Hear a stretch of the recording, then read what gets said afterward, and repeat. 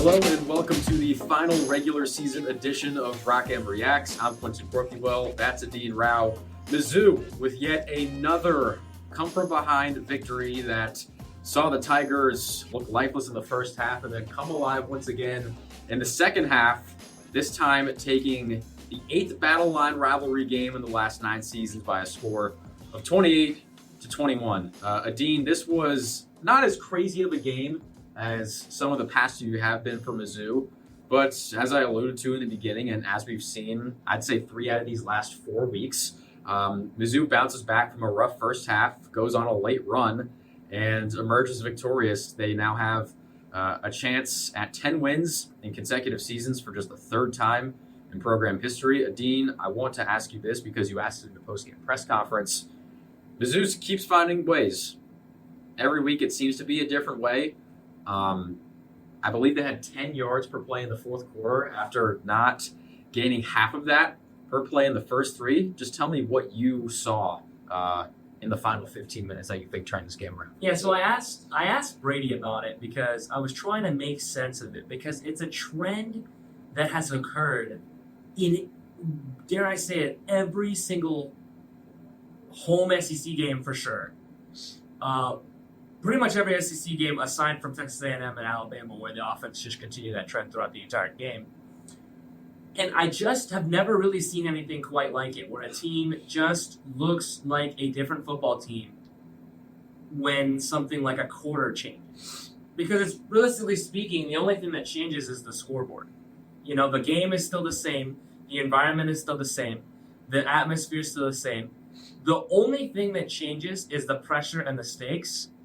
And I think it says a lot about this team that they get better when those stakes are raised. Now, what goes into actually how that happens? I have a few theories.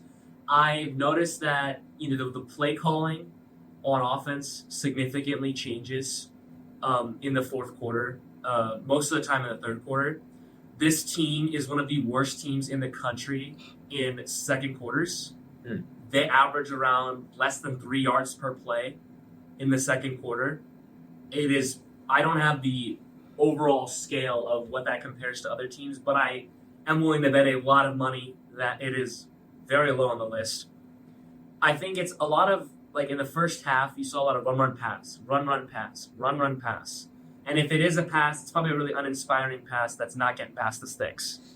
Whereas in the second quarter, and the third and fourth quarter in particular, the scoring drives they were getting, there were still nice pass plays that were powering those drives forward. You look at the field goal drive after being down 14-7. There was a 15-yard hitch to Theo Weiss that extended that drive. Right, every other play was a run. Every other successful play was a run other than a couple of incomplete passes. Every other play was a run. That was 12 runs out of 16 plays in that drive. And then the next drive, you had the play that worked twice, Brett Norfleet on the bootleg. That was, I think he had 49 out of his 50 yards today were after the catch. It's like using the pass to keep the defense honest was something that I didn't really see enough of in the first quarter, but they utilized it well in the second quarter. Yeah. And then the second half, sorry. No, and I thought them leaning on the run game once again, I thought that was vital. We had seen it last week against Mississippi State. They were perfectly content taking a lot of time off the clock as long as they were sustaining a drive on the ground. Marcus Carroll tonight, 22 carries for 90 yards and a pair of touchdowns. I think it's interesting that 10 years ago in this same game, Missouri-Arkansas, Mizzou leaned on Russell Hansbrough and Marcus Murphy down the stretch to get them yards, and they came through. Marcus Murphy ended up scoring the winning touchdown. Mizzou clinches a trip to Atlanta, 21-14 over Arkansas. Obviously, not the same circumstances this time around. Mizzou will not be going to Atlanta. It will be Georgia and either Texas or Texas A&M. Texas is currently dominating. Probably Texas. Currently up 17-0 with 30 seconds left in the second quarter. So it looks like it's going to be the Longhorns and the Bulldogs, but that is besides the point. They figured out a way to generate yards, especially because the passing game was not doing well. Once again, Brady Cook finishes 10 of 20 for 168 yards You take away the 70-yard catch and run by Theo Weiss. He is 9 of 19 for 98 yards. Not a particularly great day for Brady Cook through the air, but I thought it was pretty emblematic that the winning play was through adversity, through struggle. He finds a way. A 30-yard quarterback draw where the seas parted, as he said, and he was the lasting image of yet another comeback victory. Adeen, what were some things that you liked even through a rough passing outing from Brady Cook? So I'll add even one more thing here. I'm not entirely sure. I'm relying on my memory here. I think 141 of those 168 yards today were after the catch, which is insane. Yeah. He had 17 air yards today, and 11 of them were on that third down completion to Luther Burden. Yep. That extended that drive for the touchdown. So with that, it showed you you add the rushing yards today and then after catch yardage, out of their 300 plus total yards today, 17 of them were actually progressed through the air. Mm-hmm.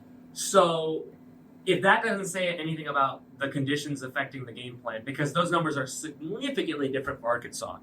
What I like from Brady Cook in the offense today, I think the number one thing was this offense. Now, people can agree to disagree on this subject. I think that them sticking to their game plan throughout the game was really emblematic of what this team is all about. They didn't waver. They didn't change their game plan. They looked like they were about to start off the second half in a drive that Drake called it atrocious. He called it an atrocity of offense. Yes, an atrocity of offense. It was a 2-yard hitch to Brett Norfleet that was in the ground, way closer to the ground than it was to Norfleet's Yeah, hands. that was a fastball. That was a howitzer. And Norfleet played baseball. I think he played shortstop or something like that. Mm-hmm. Played in the infield. So if he can't catch the fastball on the ground, I don't think anyone else can. Then there is a second down, 4 go routes on the field at the exact same time in the snow, which the throw was out of bounds. And then the third down was a deep shot to Theo Weiss. I thought for sure they were going to have an absolute howler of a second half and just have the worst offensive game planning, but they tightened it up.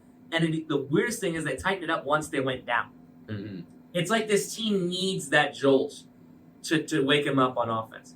Defensively, I will evaluate it as a bend but not break game. I think this defense bent in a lot of occasions, but they produced the 2 turnovers that won the football game. Johnny Walker Jr., 2 on senior forced fumbles, both of which were recovered. And they were amazing because that's 14 points off the TOs. It's a 7-point game. Objectively, that wins you the football game. Mm-hmm. 2 Mizzou scoring touchdown drives when you were already across the 50. In a game where your offense isn't moving the football very well, that helps. So, overall, I think it wasn't a clean victory, but it was a victory. And realistically, at this point in the season, when you're not playing for the playoff, you're not playing for resumes, you're not playing for any of that, that's when football becomes football. It's all about the W next to the name. It's not about anything else. Yep. I thought it's interesting, and Dean, you mentioned the snow. It was very clear that both teams were affected by it. It was icy snow. It wasn't snow that you could easily clear off, as evidenced by the grounds crew working their tails off before the game to try and clear the field. There were snow plows, leaf blowers. There were a lot of people working to clear the field as much as possible before the game. And even so, there was still a good bit of snow on the turf. It was just really tough to play defense. It was tough to do a lot of things. Yeah. Because a lot of football, succeeding in football, is predicated on cutting and moving very sharply from one direction to another. And that's obviously a lot harder when you don't have as good a footing. And so it was interesting to see how both teams game planned around it. I thought Drake brought up an interesting point in terms of Arkansas's offensive play calling, especially through the air. A lot of free-flowing routes that didn't require receivers to stop on a dime or cut super hard. A lot of free-flowing movements. We saw a lot of crossing routes, both shallow and deep. From Arkansas, Taylon Green was able to hit those guys, I'd say more often than not. But as Adeen said, Mizzou's defense did enough, even as it allowed a handful of chunk gains, albeit some coming off of Arkansas being better on a play, like, for example, the fourth down conversion, the rollout from Taylor Green, Bro. hitting Andrew Armstrong, Oh my God. that was stupid. That was simply an He unbelievable was play. falling as he threw the ball. Falling as he threw the ball, and Andrew Armstrong had to go full extension. But it was with his really arms. well placed. Yeah, it was a well-placed football. Not sure you could play much better defense than Mizzou did. Those are just great plays by Arkansas, but again, I believe the Tigers did enough to walk away with the victory. And I think another play that was brought up in the press conference, Joseph Charleston breaking up what was probably what looked like the game-tying touchdown on yet another incredible throw from Taylor Green rolling to his right, going out of bounds. That throw made my jaw dropped because it was so perfect. It was off the back foot. It was a 40-yard throw with like 6 seconds left in the game, and it was painted in the corner of the end zone, right in the hands of his receiver. I'm telling you, an inch more to the inside, and that receiver's catching that football in a clean spot, bracing for impact, and that's a touchdown. That's a tie game, maybe even. Dare I say they probably go for 2 to try and win it. With how there's like 3 seconds left. Yep. To your point about the weather with the defense, yeah. One point that I noted, I put it on the forums while covering the game. Both sides were making very good use of hitch routes. Mm-hmm. Just comeback route, simple, pass the sticks, come back, because when you're an offensive player, you have the advantage in the snow with one thing. You don't have the advantage with throwing the football, right? You don't have the advantage with throwing the football. You don't have the advantage of being able to catch teams off guard with running the football because of how inept usually throwing the football is. Your wide receivers have one advantage, and that is if they can get their foot down and cut, the defender is not going to be able to react to it in time. There was so much space for those hitch routes and those crossers that Arkansas made a meal of it today. They such a huge difference. 35 passing plays, 35 running plays. They ran a balanced attack in the weather like this. That's a lot to write home about, I have to say.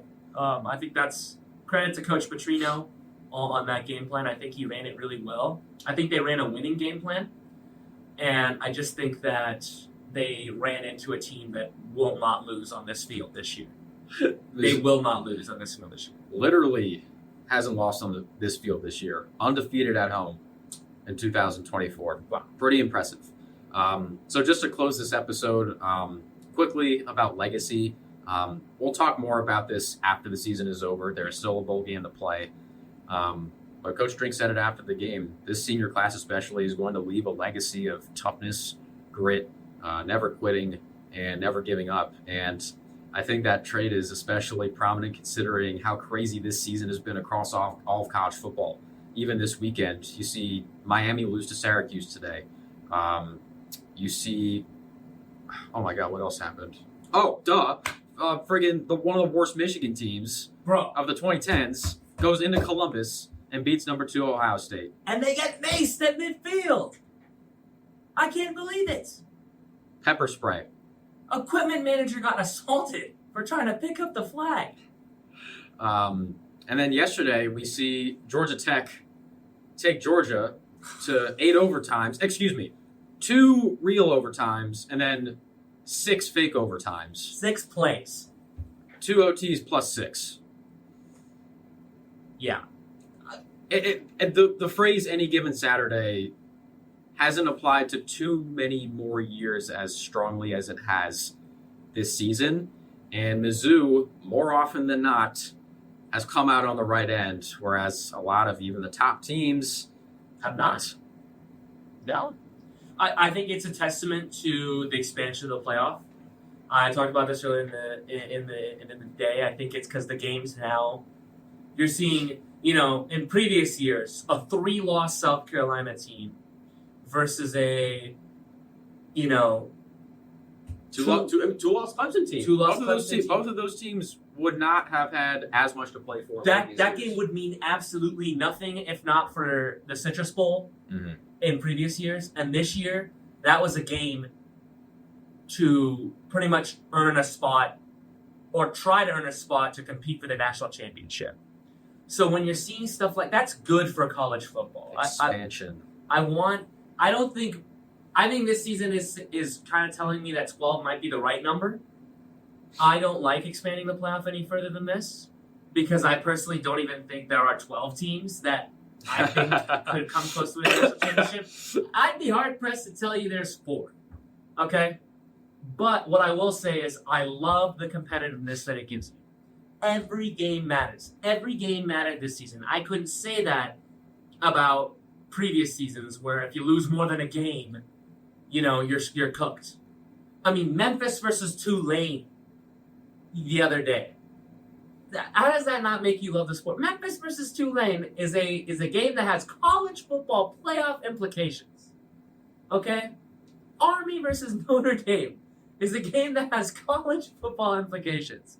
If you don't love that, then dare I say you don't love the sport, and it might not be the sport for you because it's awesome to watch.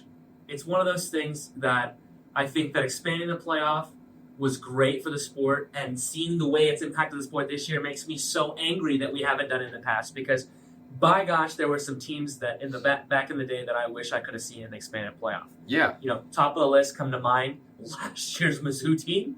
Mm-hmm. I would have loved to see that team playing post-game football. I'll put that team, and especially that offense, against any defense in the country. I think they're going to put up a great fight. Yeah. I would have loved to see that USC team with Sam Darnold. It's just, thumbs up for the 2024 season. I'll throw in a decade ago, the teams that would have been in an expanded playoff: TCU, Baylor, yeah, Georgia Tech, wow, yeah, Arizona. I think Mississippi State would have been in it. Group of 5, UCF with Mackenzie Milton. That's a phenomenal team that we got. That one Western Michigan team with Corey Davis. With PJ Fleck, does that team in a bigger setting that's not the Cotton Bowl against Wisconsin maybe actually go out and play a pretty tough game? Who knows? Yeah. So many teams have passed that don't get the opportunities that these teams get today. These kids should be very, very thankful for that. It's long overdue, and my conclusion is that I think it's great for the sport. I might go back on that. I mean, hell, we have Indiana. Indiana might have a home playoff game, folks. There's going to be a college football playoff game in Bloomington, Indiana, in December. But Alabama would be favored on a neutral site. Yeah, on a neutral site, Alabama will be by 30. I don't care. That's good for football. Okay, it's kind of like when you're playing your NCAA 14 Dynasty mode. And you're watching the Western Kentucky Hilltoppers of the Sun Belt, 12-0, and they're like number 3 in the country. In your random save. If you don't find that fun, this isn't the sport for you. This is awesome. It's great. Boise State is, I'm not going to say is going to be. They could be in the playoff with a Heisman candidate and running back. That's fun. Could be the winner. It's fun. It's fun. College football is fun. That's really all I'm going to say. Today is another indicator. College football is fun.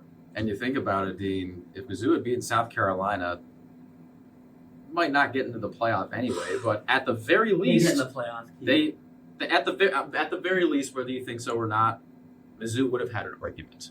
I think now I this might give comfort to Mizzou fans because I know a lot of fans out there are going to be thinking about, man, if they pull that game out, do they win it, right? Do they get in the playoff? Now, I argue this. If they win that game, does South Carolina play the way they do against Clemson today, knowing that the game doesn't mean as much for them as it did in the past? Probably because they want to knock Clemson out of the playoff. Yeah. But you still never know because you take away the element of you're playing for your own playoff folks and you're just playing for the spoiler, right? Which we've seen in past. I'm a Pitt fan, so I know what playing the spoiler means. But it's just I think Mizzou probably first team or second team out because I don't think we said this in Bryant-Denny. I don't think losing 2 games like that can be overcome. I mean, you're looking at Texas right now; it's about to be a 4-loss team, 8-4 most likely, and then Alabama is a 3-loss team, and you're losing to both those teams by a point differential 65. I don't think they make the playoffs, but I think actually there's a better chance one of the 3-loss SEC teams, probably Ole Miss, would have gotten in over Mizzou as an at-large. Even if Mizzou was 10-2, just because of Quality wins. Awesome wins, which Yeah. Mizzou would not have had because its best win would have been against A a 4-loss. team. Yeah, 4-loss South Carolina on the road. Yeah. Not enough. But hey, look, as you said, it's fun that we're even having this discussion. We would never be having this discussion. It would be like, oh, do they go to the Citrus Bowl or do they go to the, Meineke Car Care Bowl? I don't know. It's not even a bowl anymore. But The you get my point. Citrus Bowl, which has been sponsored by numerous citrus fruits, such as Buffalo Wild Wings and Cheez-Its. And Verbo. Nothing quite says citrus like renting a house for a weekend. Love taking a good bite out of my newly bought house. But yeah, I'm sorry, this is going on a crazy tangent, but That's all right. it's all right. If you're here this long, you're probably loving it anyways. And we appreciate your listenership. We appreciate you listening. Any final thoughts before we get out of Faroe for the final time in 2024? Wow, Oh man, I can't believe it's gone by so quickly. it's really sad. Can I just say this from me and Quentin? I know Quentin feels. We are so thankful for y'all, readers, and listeners, and people who get out to watch this show. This is like one of the most I'm trying not to get emotional. One of the most amazing opportunities. One of the most amazing opportunities of my life. Like the opportunity, and to Sam, Karen, Josh, everybody that's a part of our Rock team, a photographer, Cal, for Christ, and Mike. For Christ's sake, those guys kill it every week. Like, we are so thankful for y'all. And believe me, it's a great honor for us to be able to cover this football team and get the privilege that I know growing up with sports fans, people would give anything to have the opportunity. And the fact that I have it makes me very thankful. Hey, let's get Senti after the bowl game. Right, you're right. Let's do that. Yeah, we'll do that. I feel like we just accepted a Grammy. That was super nice. Thank you, Beyonce. Thank you. Oh goodness! Don't start any controversies now. But yes, that is the end of this edition of Rock M Reacts. Again, final score: Mizzou 28, Arkansas 21. The Tigers finishing the 2024 regular season 9-3, and will await their bowl game destination in the coming weeks. I'm Quentin Adeen. That's Adeen Rao signing off for another edition of Rock M Reacts. Thank you, everyone, for tuning in to Rock M Radio, a proud partner of Fans First Sports Network. Rock M Radio is the official podcast network of Rock M Plus, a new and exciting subscription service provided by me and the other voices of Rock M Radio. Please take a few moments to head over to rockm.plus and sign up for an account today. The cost is only $5 a month, and the benefits include access to our live podcast, a subscriber-only message board, weekly newsletters, and more. If you enjoyed this episode of Rock M Radio and would like to see more just like it beamed directly into your personal device, make sure to click the subscribe button below and tell your friends. Our podcast feed is available through the Apple Podcast app for iPhone, Google Podcast app for Android, whatever app you listen to your podcast. You can also find Rock M Radio on Spotify. If you're looking for a podcast about your favorite team that is not the Missouri Tigers, Fan First Sports Network is your answer. A full podcast network loaded with the team-specific podcasts covering Major League Baseball, the NFL, NHL, NBA, MLS, and more. And we'll be back with more episodes of Rock M Radio coming to you soon.